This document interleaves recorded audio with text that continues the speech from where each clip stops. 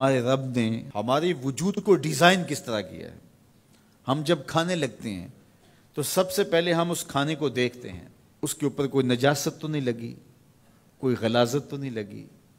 پہلے آنکھ اس کو چیک کرتی ہے، اس کے بعد پھر ہاتھ سے ہم لقمہ توڑتے ہیں یا اس چیز کو اٹھاتے ہیں تو ہمارا ہاتھ دیکھتا ہے کہ اس کے اوپر کوئی ایسی سختی تو نہیں ہے کہ جو ہمارے لیے تکلیف کا سبب ہو۔ پھر مالک نے ہماری ناک کو ہمارے منہ کے قریب رکھا ہے۔ ہماری آنکھیں دیکھتی ہیں، سونگھتی نہیں ہیں، ہمارا ہاتھ پکڑ کے محسوس کرتا ہے لیکن سونگھتا نہیں ہے۔ اب اس چیز کو ہم اپنے منہ کے قریب لانے لگے تو سب سے پہلے جو ہے وہ اس کو اس سینسر سے گزارا گیا کہ اس کے اندر کوئی معمولی سمیل بھی ہوئی تو یہیں سے چھوڑ دیں گے۔ لائے تھے ہم حلال رزق سے، لیکن پھر بھی ہم نے اس کو آنکھ سے چیک کیا، پھر ہاتھ نے چھوا، پھر سونگا، اس کے بعد پھر اب ہم زبان پہ رکھیں گے۔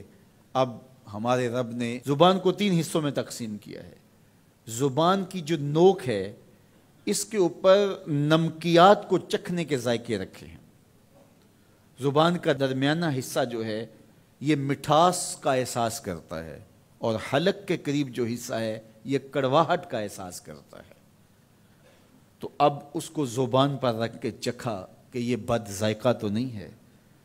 اب زبان نے بھی کہہ دیا کہ اس کا ذائقہ بھی ٹھیک ہے۔ اب دانتوں کی چکی میں پیسا کہ اس کے اندر کوئی ایسی چیز تو نہیں ہے کہ جو تمہارے معدے پہ شاک ہو، پھر تمہارے حلق سے نیچے اترا۔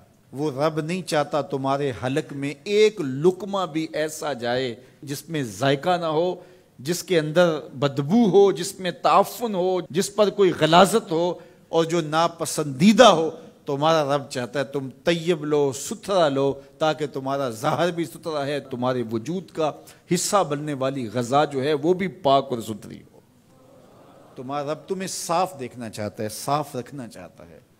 یہ تمہارے لیے اس رب کی تلقین ہے کہ تم صاف رہو۔ جو کھانے کا وضو ہے وہ ہاتھ دھونا ہے اور کلی کرنا ہے۔ جب تم کھانا کھانے لگو تو ہاتھ دھو لو اور اس کے بعد کلی کرو، اور اس کے بعد کھانا شروع کرو، اور کھانے کے بعد پھر دوبارہ کلی کرو۔ اور ہمیں بار بار مسواک کرنے کی تلقین کی گئی۔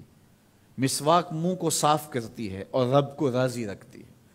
میں نے کہا کہ جب بچہ پیدا ہوتا ہے تو اس وقت اس کو غسل دیا جاتا ہے، اور جب جنازہ اٹھتا ہے تو اس سے قبل بھی اس کو غسل دیا جاتا ہے۔ غسل سے کہانی شروع ہو کے غسل پہ ختم ہوتی ہے۔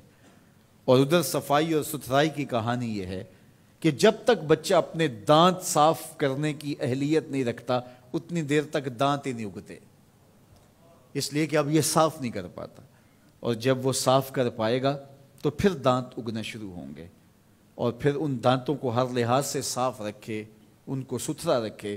میرے اور آپ کے آقا و مولا حضور ختم المرتبت صلی اللہ علیہ وآلہ وسلم کا جب آخری وقت آیا اور حضرت اسرائیل علیہ السلام قبض روح کے لیے اجازت طلب کر رہے تھے تو حضور نے فرمایا عائشہ مسواک دو، تو حضور کو مسواک دی گئی۔ نکاحت تھی، کمزوری تھی، اور مسواک سخت تھی، تو حضور نے ارشاد فرمایا عائشہ اس کو چبا کے دو۔ تو ام المومنین سید عائشہ رضی اللہ تعالیٰ عنہ فرماتی ہیں میں خوش قسمت ہوں کہ آخری لمحات میں میرا لعاب اور حضور کا لعاب مل گیا۔ تو انہوں نے چبا کے نرم کر کے حضور کو مسواک دی، اور حضور نے اس آخری وقت میں جب انتہائی نکاحت اور کمزوری تھی مسواک کی کہ میں اپنے رب کے حضور حاضر ہو رہا ہوں۔